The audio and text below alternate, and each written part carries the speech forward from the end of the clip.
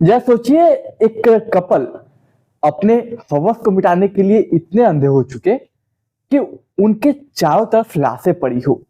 मतलब एक घर में 7 लाशें हो और वो लोग सातों लाशों के सामने फिजिकल हो रहा है, शारीरिक संबंध बना रहे हैं, केवल और केवल अपनी इच्छा पूर्ति और संतुष्टि के लिए, केवल अपने अंदर की भावना को शांत करने के लिए, अपने अंदर की ऊर्जा को शांत करने के लिए वो लाशों को, मतलब 7 लोगों को मार दिया, कत्ल कर दिया, उसके बाद वो शारीरिक संबंध बना रहे हैं। आखिर कोई इतना हौसी कैसे हो सकता है?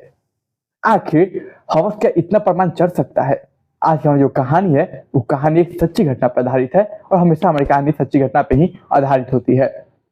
तो नमस्कार, मेरा नाम है विवेक सिंह और एक नई सच्ची घटना में आपका स्वागत करता हूँ। आज की हमारी जो कहानी है वो कहानी आप आखिर तक सुनिएगा। तो चलिए कहानी को मैं शुरू करता हूँ। देखिए, आज की हमारी जो कहानी है वो कहानी है हरियाणा का एक जिला है रोहतक। इसी रोहतक में एक पुलिस स्टेशन है, सदर पुलिस स्टेशन। इसी के अंतर्गत आने वाला एक गांव जिसका नाम है कबूलपुर गांव। इसी कबूलपुर गांव में एक रिटायर्ड शिक्षक रहते थे जो कि रिटायर हो चुके थे, जिनकी उम्र 62 साल थी।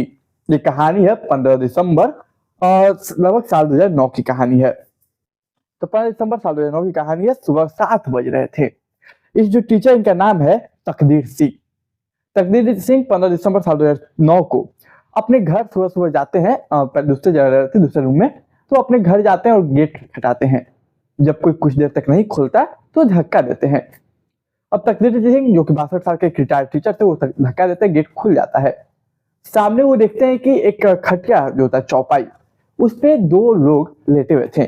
पहला उनका बड़ा बेटा सुरेंद्र, दूसरा उनकी बहू यानी कि सुरेंद्र की पत्नी जिसका नाम है प्रोमिला। प्रोमिला जिसकी उम्र 35 साल, सुरेंद्र उसका बड़ा बेटा जिसकी उम्र 40 साल। ये लोग खटिया पे लेटे हैं। उन्हें गुस्सा आता है कि इतने सुबह 7 बज गया, अभी तक ये लोग उठे नहीं, सुबह हो गया। वो आवाज देते हैं, बोलते हैं बेटा उठ जाओ, बहू उठ जाओ। जब आवाज वापस कुछ नहीं मिलता, कानों में उनके कुछ नहीं गूंजता, वो फिर हिलाने की कोशिश करते हैं, उठाने की कोशिश करते हैं। बॉडी कुछ रिस्पॉन्स नहीं कर रही थी, ना प्रमिला उसकी उनकी बहू कर रही थी कुछ, और ना ही सुरेंद्र कुछ बोल रहा था, ना कुछ कर रहा था हरकत। वो घबराते हैं, वो फौरन नस टटोलते हैं दोनों के। नस टटोलते ही उनके आंखों में आंसू आ जाता है। वो चिल्लाते हैं। तमाम जो लोग थे, आसपास के पड़ोसी होते हैं, वो सभी वहां पे जुट जाते हैं। वो लोग देख के चौंक जाते हैं क्योंकि आगे जो दृश्य था वो भी और हैरान करने वाला था। इस घर में केवल 2 नहीं बल्कि पूरे 7 कत्ल हुए थे। अब वो 7 कत्ल क्या था, इस बात की भनक जैसे ही पुलिस को लगती है, फौरन पुलिस की तमाम जो टीम होती है, डॉग स्क्वाड आता है, स्पेशल टीम आती है, बड़े बड़े ऑफिसर आते हैं, क्योंकि एक घर में 7 कत्ल हो चुके थे। फौरन पुलिस आती है और सभी पूरे घर को जब्त कर देती है, मतलब घेरा बंदी कर लेती है। फिर अलग अलग रूम में आगे जाती है, अलग रूम में कुछ लाश है तो अलग रूम में कुछ लाश मिलती है। अब मैं जरा आपको पहले इनकी फैमिली के बारे में बता दूं, जिससे ये कहानी समझने में आपको आसानी होगी। तकदीर सिंह के 3 बेटे। सबसे बड़ा बेटा जिसका नाम सुरेंद्र, सुरेंद्र उसकी बीवी प्रमिला। इसके बाद उनका एक और बेटा जिसका नाम है भूपेंद्र, जो कि आर्मी में है, फौज में है। उनका एक और बेटा जिसका नाम है करमवीर सिंह। तो करमवीर सिंह बगल में रहता है और वो भूपेंद्र आर्मी में तो अपन जॉब पे। अब देखिए, अब इन्हीं में से ये जो सुरेंद्र है उनका और एक बीच वाला बेटा, उनका कुछ बेटा बेटी है। पहला अरविंद जो कि 18 साल का। उसके बाद सोनिया जो कि 14 साल की, मोनिका सोनिका 14 साल की, मोनिका 11 साल की, विशाल 8 साल का। ये लोग घर में मर चुके थे। जैसे अलग अलग कमरों में, अलग अलग रूम में जाया जाता है, वो लोग लाशें मिलती जाती है। एक घर में टोटल 7 कत्ल हुए थे। पहला था सुरेंद्र का, उसकी पत्नी उर्मिला का, उसका बेटा प्लस उसके भाई के बेटा बेटी का, जो कि अरविंद, सोनिका, मोनिका, विशाल, ये लोग। इसके बाद देखिए, जब पुलिस जाती है आगे और इन्वेस्टिगेशन करती है, तो छत पे जब जाती है पुलिस, उस घर के छत पे 2 इलेक्ट्रिशियन थे जो कि मिस्त्री के तौर पे काम कर रहे थे। उनके मुंह से झाग निकल रहा था। मरे नहीं थे लेकिन झाग निकल रहा था। वो चेक किया था, वो जिंदा रहते हैं। फौरन उन्हें हॉस्पिटल भेजा जाता है। इसी घर के बाथरूम में एक और लड़की थी जिसका नाम है सोनम। सोनम बाथरूम में पैक थी, उसे भी बाथरूम से निकाला जाता है। उसके मुंह से भी थोड़ा बहुत झाग आ रहा था। पुलिस उसे भी फौरन हॉस्पिटल भेजती है। अब देखिए, अब ये तो हुए 6 कत्ल और 7वां कत्ल था किसी और का नहीं बल्कि उसी रिटायर्ड शिक्षक तकदीर सिंह की बीवी जिसका नाम है भूरी से भूरी का कत्ल हो चुका था। भूरी उसी घर के थोड़ी बगल में रहती थी, बगल वाले रूम में रहती थी। अब देखिए ये सिनारियो देखकर तमाम गांव वाले चौंक जाते हैं, तमाम पुलिस वाले चौंक जाते हैं, दिल दहल जाता है पूरे गांव का। पूरे शहर में यह खबर तेजी से फैलने लगती है कि एक घर में 7 कत्ल हो गए। पुलिस को समझ में नहीं आया था कि आखिर इतनी गंदी दुश्मनी किसकी थी कि एक घर में 7 कत्ल हो गए इतने बुरे तरीके से। ये सभी बॉडी को जब्त करके पुलिस पोस्टमार्टम के लिए भेजती है। पोस्टमार्टम में 2 चीजें क्लियर आती है। पहला कि इनको नशीली दवा देके कुछ मारा गया, बेहोश वगैरह किया गया हो सकता है, और दूसरा कि इनका सभी को एक ही रस्सी से शायद गला घोटा गया, क्योंकि तरीका एक ही था, एक ही पैटर्न में मारा गया सभी को। सवाल है क्या कि किसने और क्यों मारा इतने बुरे तरीके से। इधर समय गुजरता है, 1-2 दिन लगभग कह सकते हैं, कुछ दिन गुजरते हैं, 1-2 दिन कह सकते हैं। पुलिस के पास एक शख्स आता है जिसका नाम था चंद्रभान। ये चंद्रभान कोई और नहीं बल्कि एक जो उसी घर का एक परिवार के सदस्य का मेंबर था, जो चचा वगैरह जो था वो होता है। वो एक एफआईआर करता है। एफआईआर इसलिए करता है, वो कहता है कि ये जो है वो किसी और ने नहीं बल्कि 2 भाइयों की लड़ाई की वजह से हुआ, ये कर्मवीर ने किया ये सब। दरअसल चंद्रभान जो था वो कहता है कि जब जो टीचर थे की जब रिटायरमेंट हुई 2007 में, तो उनको जो पैसा मिला उसके बंटवारे को लेकर बड़ा बेटा सुरेंद्र और ये जो कर्मवीर था उनमें हमेशा बहस होती थी, और इसी वजह से कर्मवीर ने शायद उसको मार दिया, उसके बेटा बेटी को मार दिया, और उनका जो बीच वाला जो आर्मी में था एक और बेटा भूपेंद्र, उनके भी संतानों को मार दिया उन लोगों ने, और इसकी वजह से पूरा परिवार समाप्त हो गया। अब पुलिस की जब ये कार्य भनक लगी, पुलिस ने इस तरीके से भी इन्वेस्टिगेट किया। अब इन्वेस्टिगेट किया पुलिस, लेकिन ऐसा कुछ मामला सामने आया नहीं, कुछ ऐसा सबूत मिले नहीं कि इसके आधार पे कर्मवीर को गिरफ्तार किया जाए या फिर किसी और को गिरफ्तार किया जाए। ऐसा कोई मामला आया नहीं किस चीज को लेकर ऐसा कुछ हो सकता है। इसके बाद एक और मामला सामने आता है। यह मामला कोई और नहीं बल्कि वही तकदीर सिंह लाता है। तकदीर सिंह यानी वो रिटायर्ड टीचर, वो कहता है कि सर इस सब मेरी पोती की वजह से हुआ है, पोती जिसका नाम सोनम। अब पुलिस ये सुनते तो चौंक जाती है, सोनम उसका क्या रोल है। तब वो बताता है कि सर सोनम जो मेरी पोती वो चरित्रहीन है, उसका मेरे बगल के गांव के लड़का एक नाम है जिसका नाम है नवीन उर्फ मोनू, उसके साथ उसके संबंध है, वो उससे प्यार करते संबंध है, और इन लोगों ने ही मिलकर मारा है। वो बताते हैं कि मेरा वो जो लड़का है वो कंप्यूटर क्लास में मिला था, कंप्यूटर क्लास वो दोनों को एक दूसरे को पसंद करते हैं, तमाम चीजें वो बताता है अपने पोती के खिलाफ कि दोनों बहुत ही चरित्रहीन है और इसलिए उन्होंने अपने पूरे परिवार को मार दिया।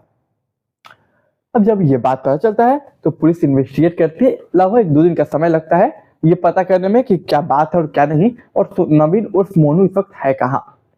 नवीन और उर्फ मोनू को 1-2 दिन में पता चल जाता है। फिर पुलिस उसे गिरफ्तार करती है।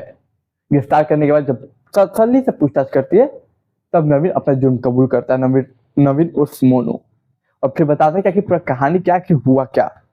दरअसल ये बात बहुत पहले की है, बहुत पहले की है, लगभग कह सकते हैं अक्टूबर साल 2008 की बात है। अक्टूबर साल 2008 जब वो लोग पहली बार कॉलेज में मिले थे। कॉलेज के दौरान उनकी दोस्ती हुई थी, यानी कि सोनम जो उनकी पोती थी जो कि बाथरूम में पैक थी, उसके मुंह से झाग निकला, हॉस्पिटल में भर्ती थी।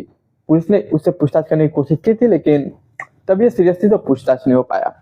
इधर मिस्त्री भी 2 वो थे। तो इधर देखिए, इधर 2008 में लोग मिले, इन लोगों की दोस्ती हुई। दोस्ती के बाद इन दोनों को एक दूसरे से प्यार हुआ, और प्यार होते ही इन लोगों ने सोचा कि क्यों ना फिजिकल हो, ये लोग शारीरिक संबंध एक दूसरे के साथ बनाते हैं। जब एक बार ये लोग एक दूसरे के साथ शारीरिक संबंध बना लेते हैं तो उसके बाद इन्हें लत लग जाती है। तो अक्सर ये लोग जब भी इनको टाइम मिलता है आपस में शारीरिक संबंध बनाते हैं और अपने टाइम स्पेंड करते पर्सनल। समय गुजरता है, वक्त गुजरता है। तकरीबन कुछ समय पहले जब ये कत्ल हुआ 15 दिसंबर साल 2009 को, उसके कुछ समय पहले इस बात की भनक इस सोनम की माँ को लग जाती है। जब सोनम की माँ को भनक लगती तो वो कहती कि तुम्हें अंदाजा भी है तुम क्या कर रही हो, मैं हूं तो मुझे पता है, तुम्हें चुप हूं, पिता को ये पता चला तो क्या तुम्हारे पिता शांत रहेंगे? तुम्हें अंदाजा भी नहीं हो तुम्हारे साथ क्या क्या करेंगे। ये बात धीरे धीरे देखते देखते कुछ समय गुजरता है, लेकिन ये बात पूरे घर में फैल जाती है कि सोनम और मोनू का रिश्ता चल रहा है। देखिए, सोनम और मोनू एक ही जाति के, एक ही गोत्र के थे, तो ये संभव नहीं था उन लोगों का साथ होना। अब परिवार वाले दोनों को अलग करने में लग जाते हैं। यथासंभव जो हो सकता था लड़की पे रोक टोक पाबंदियां लगाने लगते हैं।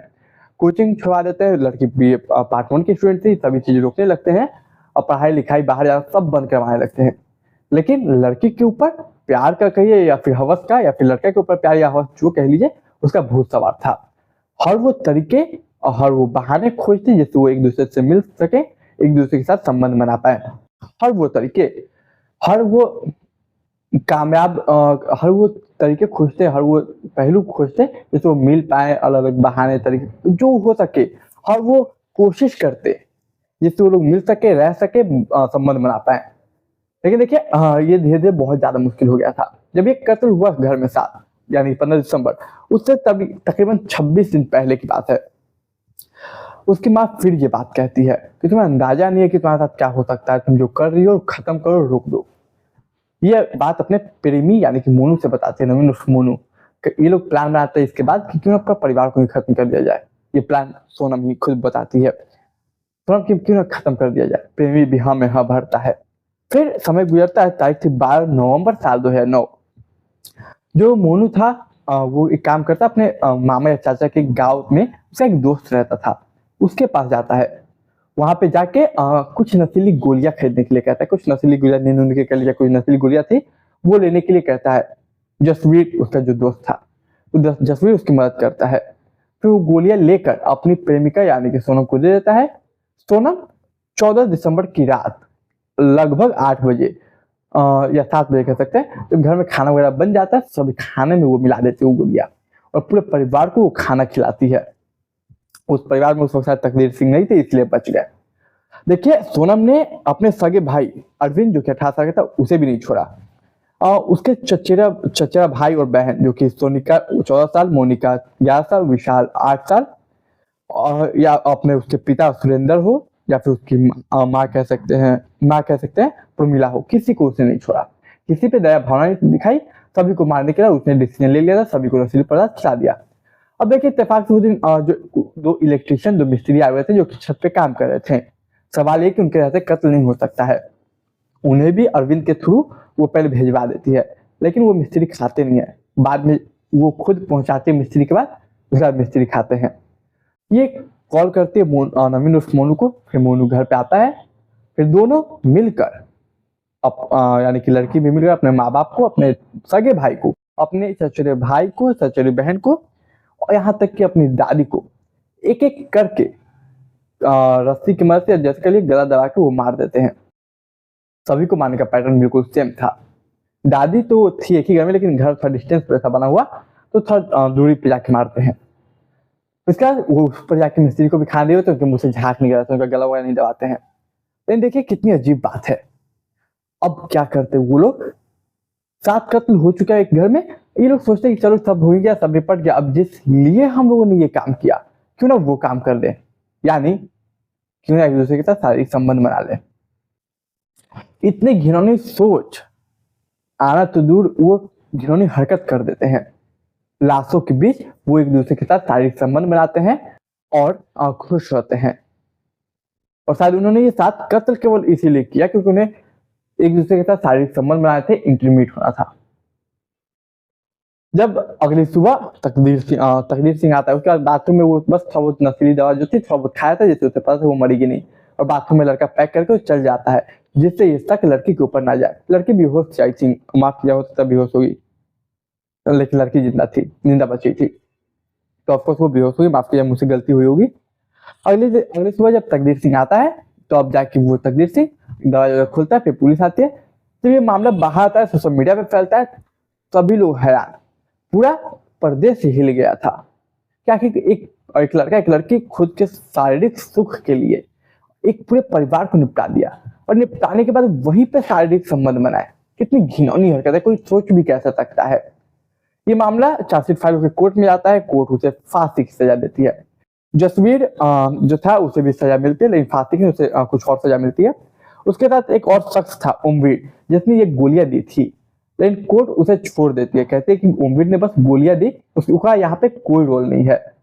गोलियां तो कोई भी दे सकता है ऐसे काम पर, या डॉक्टर की पर्ची हो, तो उसका कोई बड़ा रोल नहीं है, इससे उसे बाइज्जत बरी किया जाता है। लेकिन देखिए ये जो फांसी की सजा मिली थी दोनों को, समय गुजरता साल 2014 में मिला था, 14 सितंबर साल 2014 को। समय गुजरता है साल 2018 में, जब ये बात मामला हाईकोर्ट में जाता है। दरअसल लड़का लड़के का कहना था कि जो कहानी है वो पुलिस खुद से सुना रही है मेरे चाचा और मेरे दादाजी के कहने पे, लेकिन कोर्ट इस बात को नहीं मानते क्योंकि सबूतों के आधार पर यह था कि कहानी सच है और लड़का लड़की नहीं मारा है खुद के शारीरिक सुख के लिए। ये चैलेंज करता है हाई कोर्ट में। हाई कोर्ट साल 2018 के बाद इनके फांसी की सजा को रोक देता है। सजा खत्म नहीं करता, फांसी की सजा को रोक देता है और उम्र कैद टाइप का सजा देता है। इसके बाद उन्हें लगता है कि इनके साथ गलत हुआ, ये अपील करते हैं कि इनका कोई फायदा नहीं होता है। देखिए लड़का लड़की का कहना है कि बस चाचा और दादा का कहना है कि उन लोगों ने एलिगेशन लगाया उन लोगों के ऊपर, ऐसा कोई नहीं है, पुलिस भी मिली हुई है। लेकिन सबूतों के आधार पर जो कोर्ट चलती है वो सबूत यही बताते हैं कि इन लोगों ने अपने शारीरिक सुख के लिए ये सभी चीजें किया और पूरे परिवार का सत्यानाश कर दिया, पूरे परिवार को खत्म कर दिया केवल शारीरिक सुख के लिए। यहाँ तक कि मेडिकल भी जब हुआ था, मेडिकल में ये बात सामने आया कि वो लोग शारीरिक संबंध में आए थे, फिजिकल रिसेंटली हुए हैं। देखिए कैसे कोई इतना इंसान गिर सकता है नीचे, ये वाकई में सोचने वाली बात है। देखिए कहानी सुनाने का उद्देश्य मेरा किसी की भावना को, किसी के दिल को ठेस पहुंचाने बल्कि केवल समाज में जागरूकता फैलाना है। आप इस कहानी पे क्या सोचते हैं? आप अपनी राय विचारधारा कमेंट बॉक्स में जरूर रखिएगा। मैं मिलूंगा एक नई कहानी में, तब तक के लिए मुझे इजाजत दीजिए।